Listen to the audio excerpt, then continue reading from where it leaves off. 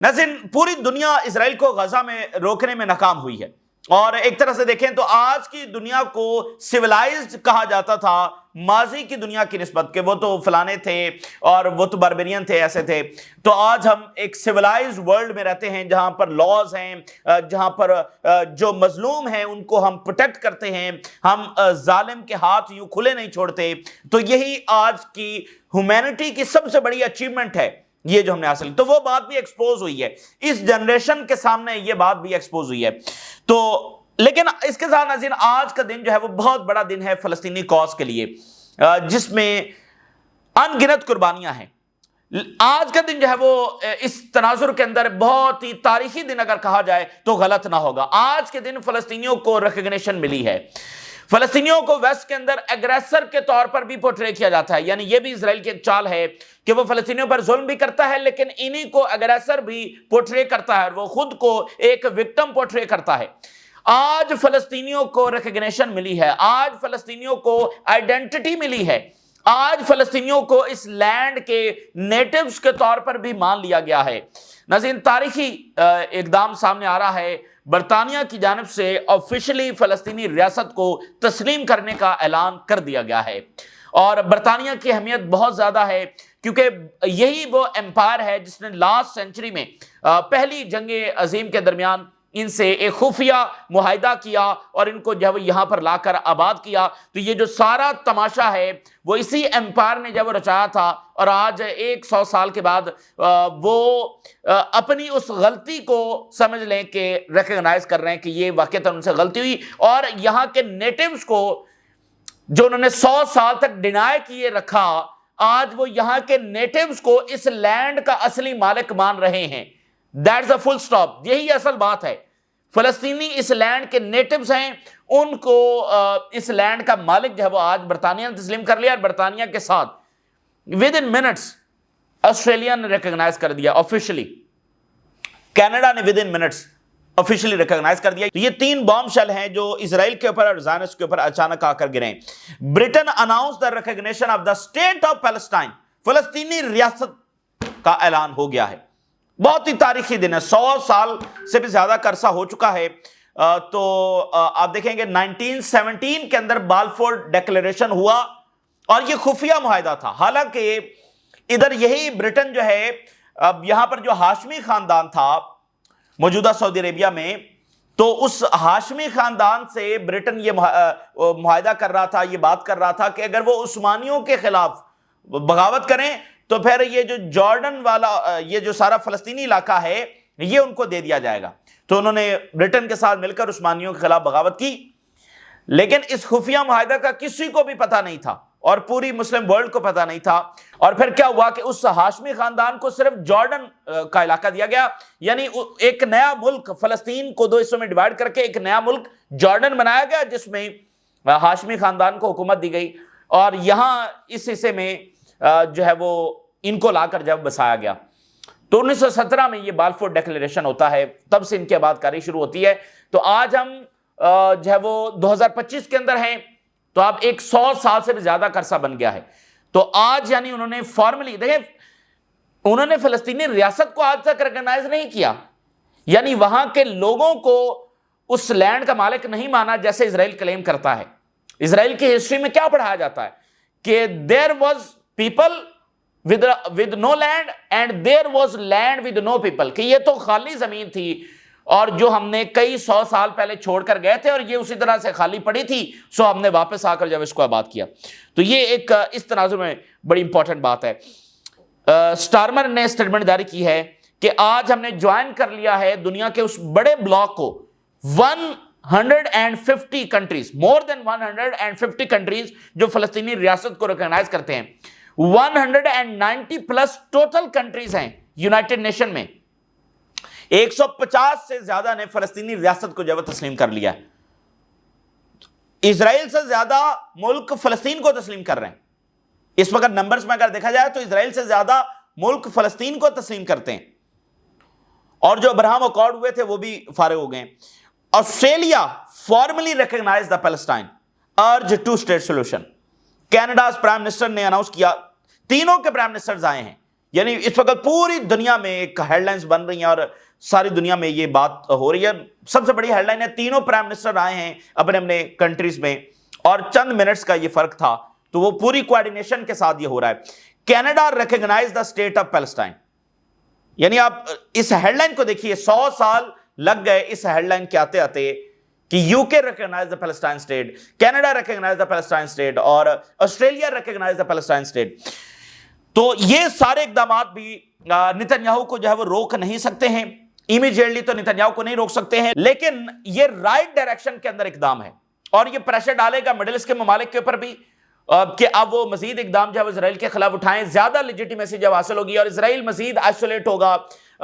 دیکھیں ایک چیز ہوتی ہے کہ ہم یہ کریں گے, جب وہ چیز ہو جاتی ہے, مثال کے طور پہ اب یونائٹڈ نیشن کا آج سے جو سیشن شروع ہو رہا ہے, تاریخی سیشن یہ ہوگا, جب یہ ویکینڈ ہوگا, جب یہ سیشن اختتام ہوگا, تو اس کے بعد آپ دیکھیے گا دنیا میں کیا فضا بن چکی ہوگی.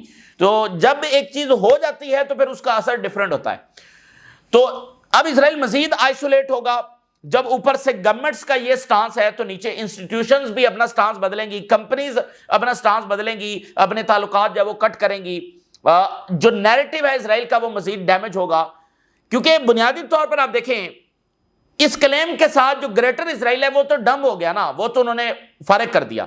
اسرائیل کو اصل تکلیف بھی یہی ہے کہ فلسطینی ریاست کو ریکگنائز کرنے کا مطلب یہ ہے کہ گریٹر اسرائیل کو وہ اٹھا کر بحیرہ روم میں پھینک رہے ہیں. اب دیکھیں امریکہ تو گریٹر اسرائیل کے ساتھ ہے نا, یہ اس لینڈ پر فلسطینی ریاست کی بات کرے. اور دوسری بات دیکھیے ذرا اور ڈیپ اگر جا کر اس کو دیکھیں تو اسرائیل کا جو کلیم ہے to this land that is religious claim, اور اس ریلیجیس کلیم کے مطابق یہ ساری لینڈ جو ہے وہ ہماری ہے. تو جب اس لینڈ کا ایک خاص حصہ ایک اور نیشن کو دے دیا جاتا ہے, دیٹس مین کہ ان کا یہ سارا کلیم جو ہے وہ فیک کلیم ہے اور اس کو دنیا نے ریجیکٹ کر دیا ہے. دیکھیں نا, اس کلیم کو دنیا نے اور اسی ویسٹ نے کیا ہے, جس ویسٹ نے پہلے اسی کلیم کے تحت ان کو یہاں پر آباد کیا تھا. تو اس لیے اس کی کئی ڈائمنشنز ہیں اور مزید جو وہ سامنے آئیں گی. تو جہاں تک بات ہے امیڈیٹ رکوانے کی, تو جارڈن کو بھی کہیں ذرا اپنی فوجیں اسرائیلی بارڈر پر لگائیں اور ذرا مصر کو بھی کہیں اپنی فوجیں بارڈر کے پر لگائیں, پتہ چل جائے گا اور امریکہ کو بھی سمجھ آ جائے گی. امریکہ کے بہت انٹرسٹ ہے اس ریجن کے اندر. اگر یہ ریجن کے ممالک دو ٹوک انداز میں کھڑے ہو جائیں تو نہ ہی امریکہ سب کی گورنمنٹس گرا سکتا ہے, سب کی گورنمنٹس گرا کر کیا مطلب, ایسا پاسبل نہیں ہوتا ہے. وہ ایک ریجن کے کنٹریز کو ساتھ ملا کر ہی وہ ایک ایک کو گراتے ہیں, ایسا نہیں ہوتا کہ یہ سارے کھڑے ہو جائیں اور پھر امریکہ سیز فائر بھی نہ کرے. تو یہ امیڈیٹ جو سیز فائر ہے وہ ان کے ذمہ ہے, ان کو کروانا چاہیے. ظاہر ہے یورپینز کے اوپر تو ذمہ داری ہے ہی ہے, لیکن پہلی ڈیوٹی تو آپ کی ہے. اگر آپ پوری کرنے کے لیے تیار نہیں ہیں تو آپ دوسروں سے کیسے توقع رکھ سکتے ہیں. ہیرڈز کی 2 ہیڈ لائن دیکھیے. Netanyahu's vision for Israel's future is not Sparta, it's something worse. Sparta کے بارے میں نے آپ کو بتایا تھا, یہ ٹرمینالوجی استعمال کی جاتی ہے, low on luxury and high in discipline. یعنی سخت جان ہو کر آپ نے مطلب آپ کا لائف سٹائل بھی لو ہوگا, آپ نے بس سروائیول, جیسے ایک مثال ہی ہے کہ جیسے یہاں پر پاکستان میں بھٹو, ذوالفقار البھٹو ہے, انہوں نے کہا تھا کہ ہم نیوکلیر بنائیں گے چاہے گھاس کھانا پڑا. ایک مشن کے لیے, ظاہر اسرائیل کے ساتھ اس کا کوئی کمپیریزن نہیں ہے, لیکن اسپارٹا ٹرم کو سمجھانے کے لیے کہ آپ جب وہ سخت جان ہو کر اور سب چیزیں چھوڑ چھاڑ کر ایک مشن کے پیچھے لگ جاتے ہیں, تو اسرائیلی تو اس کو اسپارٹا کی جو ہے نا حالت اس میں رہ ہی نہیں سکتے ہیں. کیونکہ دیکھیں دنیا میں کون سا ایسی اینٹی ہے کہ آپ وہاں پر جائیں, آپ کو وہاں پر مکان بھی مل جائے, اچھا بڑا گھر بھی مل جائے, یعنی مکان گھر آپ کو مل جائے, آپ کو جابز میں مل جائیں اور آپ وہاں کے کائنڈ آف بادشاہ بن جائیں. یہ تو دنیا میں کوئی کہیں سہولت نہیں ہے. تو یہاں پر جو بھی اسرائیلی آئے ہیں ان کو یہی سہولت ملی ہے, اور پھر ان کو جو مرات ملتی ہیں ویسٹ میں, امریکن سے زیادہ مرات ان کو امریکہ میں ملتی ہیں, تو وہ اس اسپارٹا سٹیٹس کے عادی ہی نہیں ہیں, وہ اس میں رہ ہی نہیں سکتے ہیں. ٹھیک ہے نا, تو وہ کولیپس ہے. ٹھیک ہے نا. تو اور ہیرڈ یہ لکھ رہا ہے کہ یہ اسپارٹا سے بھی بری چیز ہے جو ہمارے ساتھ ہونے جا رہی ہے. The occupation does not buy Israel security, it endangers it. یہ ہیرڈز لکھ رہا ہے. قبضے کر کے, آکوپیشن کر کے, اس سے اسرائیل لانگ ٹرم کے لیے سروائیو نہیں کر سکتا. یہ اسرائیل کی سیکیورٹی نہیں ہے, بلکہ یہ اسرائیل کے وجود کو خطرے میں ڈال رہی ہے. آکوپیشن اسرائیل کے لیے اصل خطرہ ہے. So that's the reality. لیکن زائنسٹ جو ہے وہ ان کی اپنی آئیڈیالوجی ہے.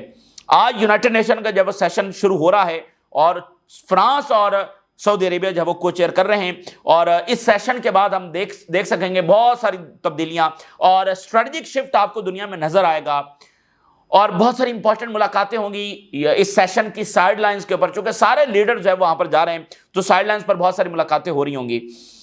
اچھا, اب آپ دیکھیے اٹلی سے کیا خبر سامنے آ رہی ہے.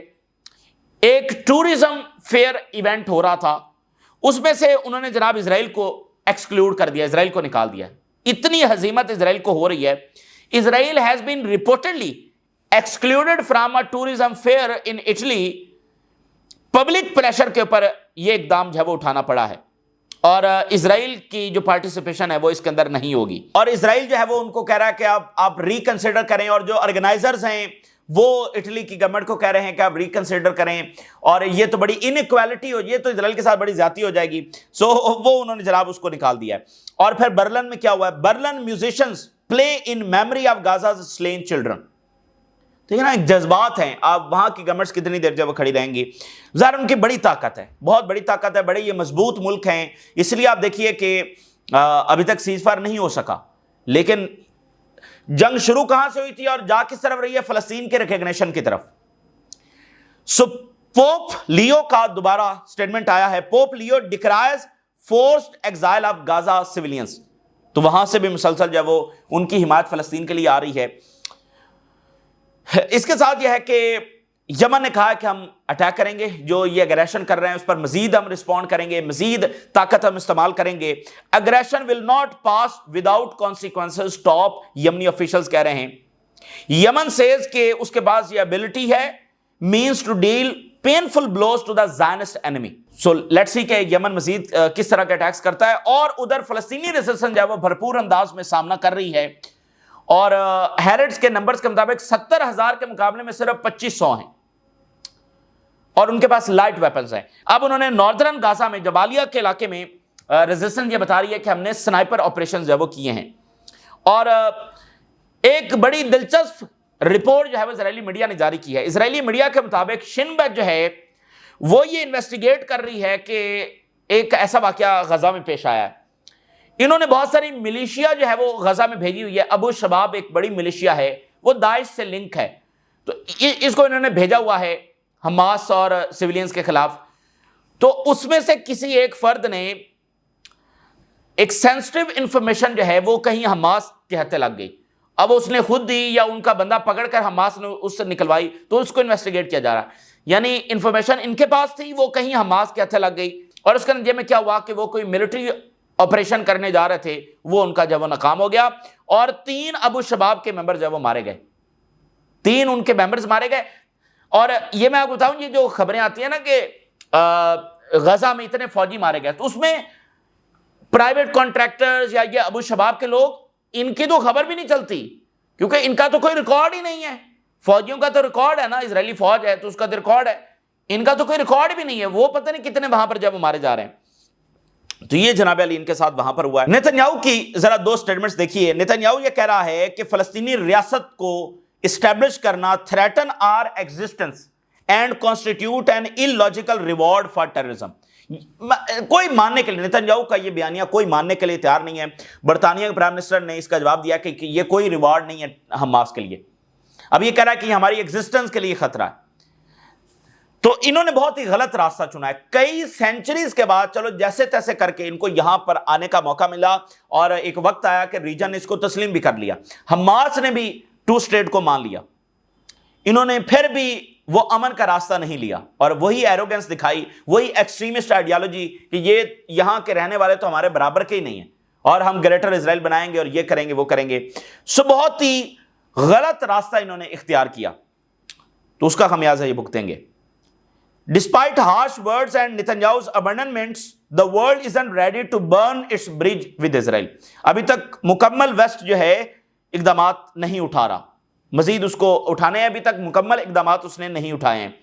اب دیکھیں اسرائیلی فوج جب سیریا میں گھس گئی ہے، سیریا کے ساتھ الشرع یہ کہہ رہا ہے کہ ہماری تو اسرائیل کے ساتھ ڈیل ہونے جا رہی ہے، تو ادھر اسرائیلی فوج جو ہے وہ مزید داخل ہوئی. Israeli military launches fresh ground offensive in southern Syria. اور نتنیاہو جو ہے وہ میٹنگ کرنے جا رہا ہے آج سینئر منسٹرز اور سیکیورٹی آفیشلز کے ساتھ سیریا کے ساتھ جو ڈیل ہونی ہے. اب پتہ نہیں کیا ڈیل ہوگی، وہ تو فوجیں وہاں پر داخل ہوئی ہیں. افغانستان کے جو آرمی چیف ہیں ان کی سٹیٹمنٹ آئی ہے، انہوں نے کہا ہے کہ افغانستان کی ٹیریٹری کا 1 انچ بھی ہم سے کوئی نہیں لے سکتا ہے. امریکہ کے نام انہوں نے یہ پیغام جاری کیا ہے، 1 انچ بھی یہ نہیں لے سکتے ہیں، امریکہ جو مرضی کر لے، ان کو بگرام ایئر بیس نہیں ملنے والی. یہ افغانستان کے آرمی چیف کی سٹیٹمنٹ آئی ہے. تینوں جو فرنٹس ہیں نا اوورال اس پہ ایسکلیشن ہے، یوکرین میں، پیسیفک کے اندر اور وینزویلا میں. اب وینزویلا سے کیا خبر ہے؟ وینزویلا میں جناب علی انہوں نے عام شہریوں کو ٹرین کرنا جو ہے شروع کر دیا ہے. Venezuela launches barracks to the people operation to counter US threats. Barracks to people یہ شروع کیا گیا ہے پروگرام، جس میں فورسز کو جو ڈپلائی کیا جائے گا 5336 ڈسٹرکٹس کے اندر. عام شہری، اس سے پہلے انہوں نے ملینز آف ان کے جو جنگجو ہیں ان کو موبلائز کیا ہے، اب باقی جو عام شہری ہیں ان کو بھی انہوں نے ٹرین کرنا جو شروع کر دیا ہے. اس میں training the residents amid US militarisation in the Caribbean, کیونکہ وینزویلا کو یہ اندازہ ہو چکا ہے کہ یہ جنگ ان کے دروازے پر آ چکی ہے اور شروع ہو چکی ہے. ابھی آپ دیکھیں انہوں نے ایک اور کشتی کو نشانہ بنایا ہے. And US provides no proof for alleged narco vessel strikes in the Caribbean. کوئی ثبوت انہوں نے نہیں دیا ہے. امریکہ ٹرمپ بار بار یہ کہتے ہیں کہ اس میں ڈرگز تھے، اس میں فلانا تھا، لیکن وہ کوئی پروف نہیں دے سکے. اور وینزویلا کے مطابق یہ ہماری سویلینز کی کشتیاں تھیں، ماہی گیروں کی کشتیاں تھیں، جن کو جب وہ انہوں نے نشانہ بنایا ہے اور اس میں ہلاکتیں بھی ہوئی ہیں. تو وینزویلا نے کل کہا کہ ہمارے خلاف جو ہے وہ انڈکلیئرڈ وار امریکہ شروع کر چکا ہے. ایک بندہ ہے دنیا میں جو صحیح ٹریٹ کرتا ہے امریکہ کو اور ویسٹ کو اور اسرائیل کو، وہ دنیا میں ایک ہی بندہ ہے، اور اس بندے کا نام ہے کم جونگ ان.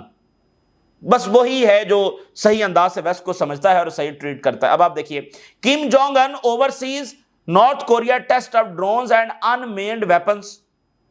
انہوں نے سپروائز کیا the performance of the test new unmanned weapons کی، جس میں ڈرونز ہیں اور ملٹی پرپز ایئر کرافٹ شامل ہیں، اور تعریف کی ان کے کمبیٹ پوٹینشل کی.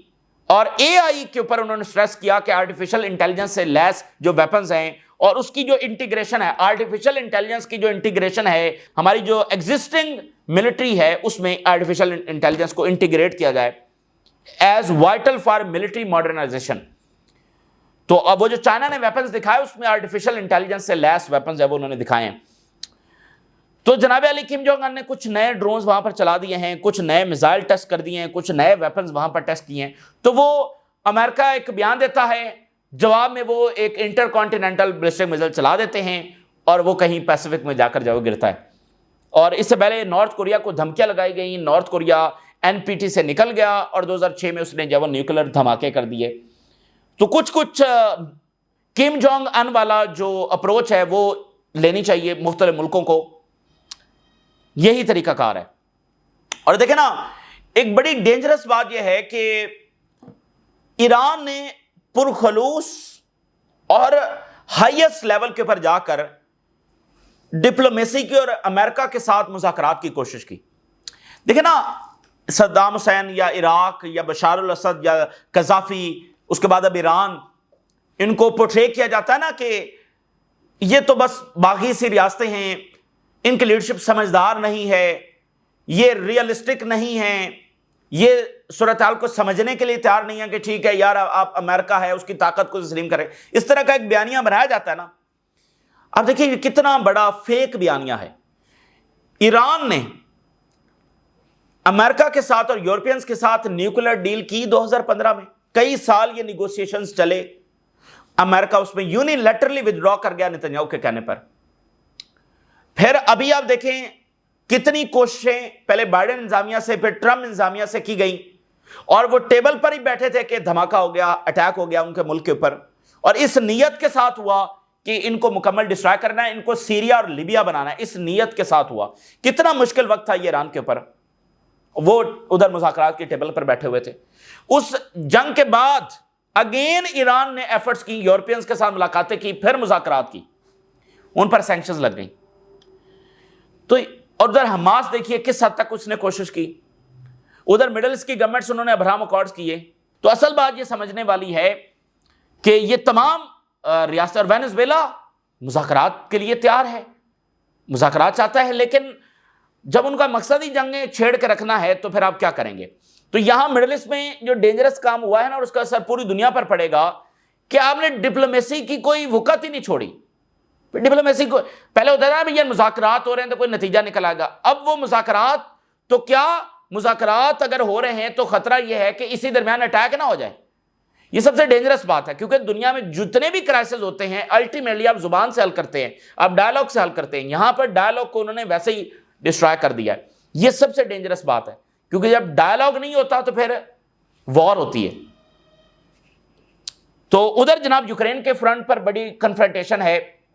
برطانیہ کے جو جنگی طیارے ہیں ٹائفون ایئر کرافٹ، وہ پولینڈ کی فضاؤں میں اس وقت انہوں نے پروازیں شروع کر دی ہیں. جنگی طیارے پولینڈ کی پروازوں میں پہلی بار فلائی کرنا جب شروع ہو گئے. فرسٹ ایئر ڈیفنس مشن یہ ہے برطانیہ کا، وہاں پر بھی ایسکلیشن ہے. تو یہ اس وقت کی صورتحال جو آپ کے ساتھ شیئر کیا، آپ نے رائے ضرور آگاہ کریں. اجازت دیجیے، اللہ حافظ.